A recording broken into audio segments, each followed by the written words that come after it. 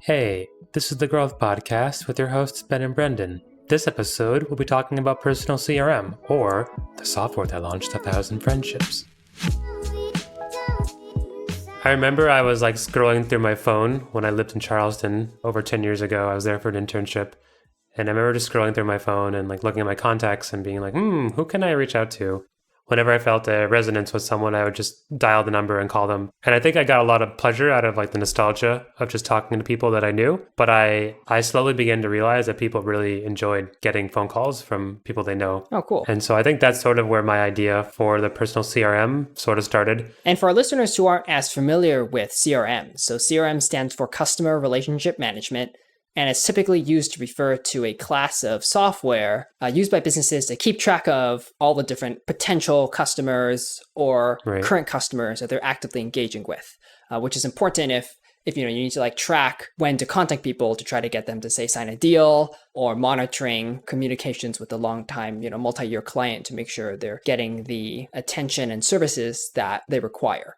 I think, Ben, when you're saying a personal CRM, that's kind of the concept of having some personal system or software to track everyone in your life and make sure that you're able to keep in touch with all of them. Because sometimes over our lifetimes, we encounter thousands of people and we might lose a lot of connections that we might not want to lose. So a personal CRM can be one way for people to develop additional quality relationships as they progress in life. Right. The way I like to think about it is personal CRM, or personal customer relationship management, is sort of like a systematic way of having organic and lovely interactions with people you know. You can use it for utility, like if you need to network with people and you can do things for them and they can do things for you. Or you can use it to just keep in touch with your distant family members or friends, people you've known throughout your life. So it started with just going through my phone, and then being the programmer that I decided to write some code to automate the process. And so it was very simple. It was just I had some text file that kept track of who I wanted to contact, how often I want to contact them, usually in days, and then when the last time I contacted them was. And then there were a few ways of interacting with this quote unquote database, which is basically just a text file, figuring out who I should contact next. And then when I contacted them, I would tell this program that I contacted them, and then it would update the date that I last contacted them. Yeah, it was super simple. That was sort of the second version of my personal CRM. The third one was I used this software called Airtable, which is sort of a way of managing data. So you can have different entities, like people and businesses, and then you can sort of connect them in different ways and aggregate the data or sort it or whatever. And it just helps you organize your data. So this was already basically in this format already, where I had each person and their contact date and the frequency. And so it was pretty easy to move it into that. And then later I moved into Notion, which is a note-taking software, but it also has a lot of cool automated features like tables and stuff like that. Cool. How do you feel the system has benefited you? Just like in our episode on the past and future self, I feel like a lot of this is just pleasure from nostalgia. So just talking to people I know is really warm and fuzzy. And also I found that contacting people from my past, sometimes you discover new things that you had never expected, like they'll introduce you to some new activity that you wouldn't have expected, or sometimes people change over time and then they become even more fun to be around. I've definitely found that reconnecting and keeping in contact with people is a super easy way to keep providing joy in your life. So you mentioned getting back in touch with, say, old friends or acquaintances. You're kind of using the original list that you had and also these subsequent systems kind of for almost reaching back out to friends, particularly those that you hadn't talked to in a while. So I'm just curious, how many people have you had in your various personal CRMs? Yeah, I think I've talked to some other people who do something like this, and they have hundreds or thousands of people. Holy moly. But they use it more for a business/personal database. But for me, I think I have about 200 people on my list, and I would guess probably more than half are people that I don't talk to frequently, but are people that I still think are interesting to talk to. Some of them, like I said before, are distant family members who maybe I sometimes forget about because we don't see each other very often, but I want to make sure that we still have a semi-close relationship as family members, or people who have known you since you were a child. I think they're a different kind of relationship than people who met you as an adult. Wow, that's great. I mean, that makes my personal CRM look very small by comparison. I think I have like across friends and family, maybe like 15 to 20 individuals. But Oh, yeah. actually, I just use a personal CRM mostly not so much for like reaching out to like long lost contacts, but more for remembering to stay in regular contact with friends. Yeah, like for example, remembering to like contact my grandparents every few weeks, or yeah, with some friends that I've been like, maybe you meet them at some point in life, right? But they're living in a different place, or it's not one of the friends that I have regular Google Calendar meetups with, right? So I don't like just like automatically talk with them every week or few weeks. Right. Then they go into my personal CRM. I actually just use my to-do app for my personal CRM. So I use Todoist, and I just have, I have like a social project, and then under that I have like a friends project, I have a family project, for example, and I just put people as their own individual tasks with the recurring due date of how often I want to stay in touch with them. Like for example, repeat every year or something. So then every once in a while, that person will just pop up on the tasks I have for the week. And then if I reach out to them, I'll check the task off and it'll just recur at some point in the future, or I'll just adjust the date if I'm a little busy that week. Something I was thinking about was, I think some people might try to use like Google Calendar or something like that to do this, but I think there's an important distinction between like having a list versus having a specific date scheduled in some ways, or like, I guess in your case, it's easy for you to defer talking to someone until later. I guess I'm just thinking that there have been times in my life where I didn't really want to talk to anybody for days. Like I've been in a slump, or maybe I've just been really busy. Mm-hmm. And so like, I think some important feature or attribute of my system to myself is that I don't penalize myself. I don't make myself feel bad if I don't reach out to people. I just sort of look at the list again, and then I just grab the person on top of the list. I think it's sort of like looking at Twitter versus like looking at your RSS feeds, because I know some people, they feel overwhelmed, and by some people I mean myself, when they don't read all of the items on their RSS feed. But then like if you're looking at something like Twitter or Facebook or something, you're just sort of like scrolling through a snapshot of that time, and you don't worry too much about, it's not a to-do list, or it's not like it's not something that you have to complete. It's just something that's available when you want it. And I think this kind of like mentality is really important for this kind of project. No one's going to notice if you don't reach out to them every 2 weeks. In fact, they might notice if you do it on clockwork, reach out to them every 2 weeks. Some people, it's like I talk to them once a year. Right. And then I've noticed that like, oh, I don't want to like talk to them on the same day, send an email on the same day. Exactly. Because you can like see like the previous like email in the thread, and it's like, this was sent like 365 days ago. What the hell? So, yeah. That's so funny. What were you going to say? Oh, no, I was going to say, maybe they need an approximate date feature for like personal CRM software, like have about a 2 months, give or take, a few days or something. That'd be pretty funny, actually. Well, that's actually what I had in the code that I wrote. It would give a little bit of like random jigger, like plus or minus 20%. Oh, wow. That's incredible. I think.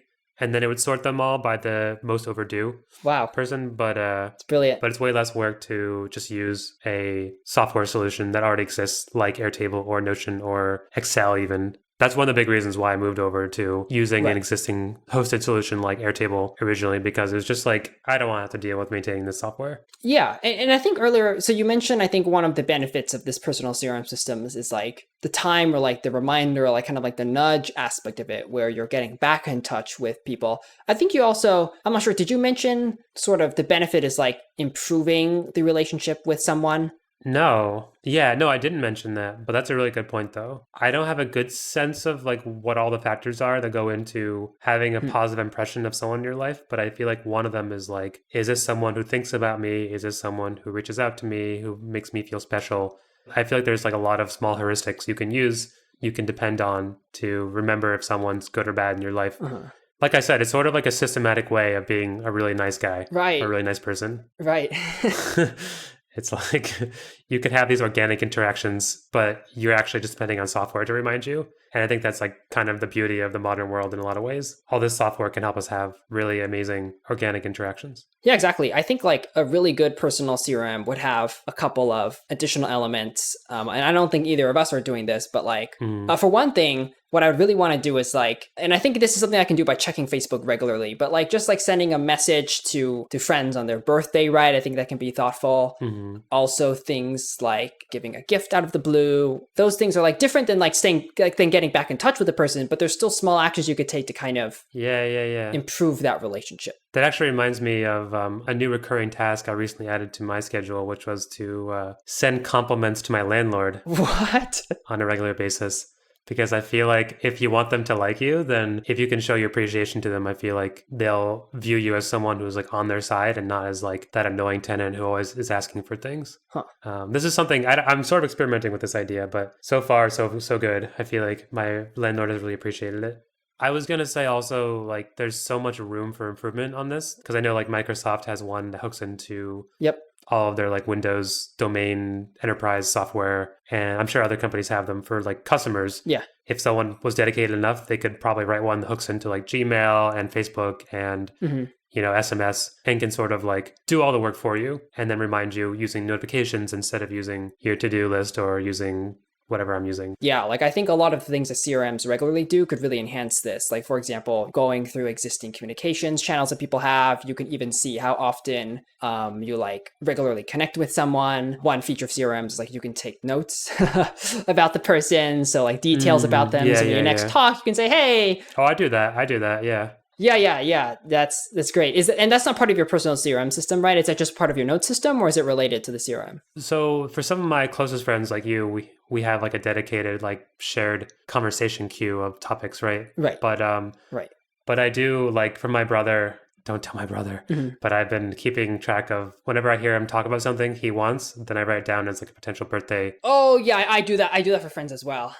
So yeah, it has so many purposes like that. Or if like you forget, if like, you want to like remember, I don't know, your friend's partner or spouse's name, you can like kind of add that. And so you can kind of like bring up context. Again, it feels, from one perspective, it feels very cold and calculated, but actually like if you're the recipient of someone's affection like this, it feels really good. When I like reach out to people, I don't just say like, hey, how are you doing? I'm like, hey, this is what's going on in my life. And I try to like tailor it to like, this person that I like or love, and there's no automated message. It's all like something I type out on the fly because the whole point is to have interactions. And if I'm just like having a robot write it, then it's like, what am I really getting out of it?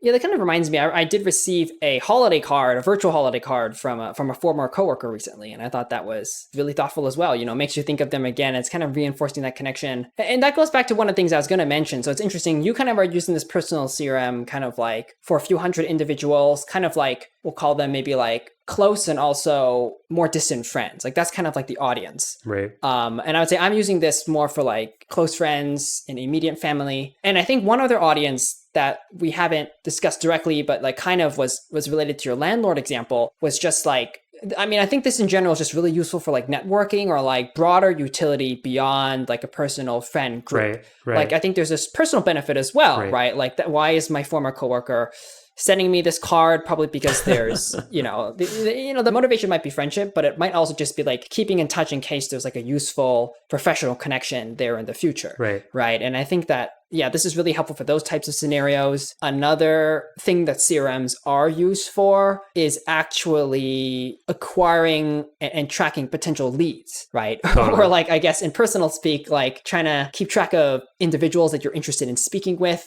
or people you're interested in befriending. I think this can have like pretty significant professional utility as well. Like I really should be doing this, like people that I've talked with at like conferences in the past or people I bumped into as part of various like groups I'm in, those sorts of connections that could be strengthened if I chatted with them or even just like reached out occasionally. So I think I really need to build that up. Yeah. But I think that's like an enormous potential benefit. Thanks for listening. All the tools and research we mentioned in this episode can be found in the show notes.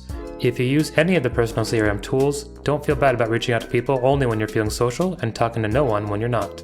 The beautiful intro music to this episode was created by Olivia Orlovska. This relaxing melody is by Neighborhood Vandal.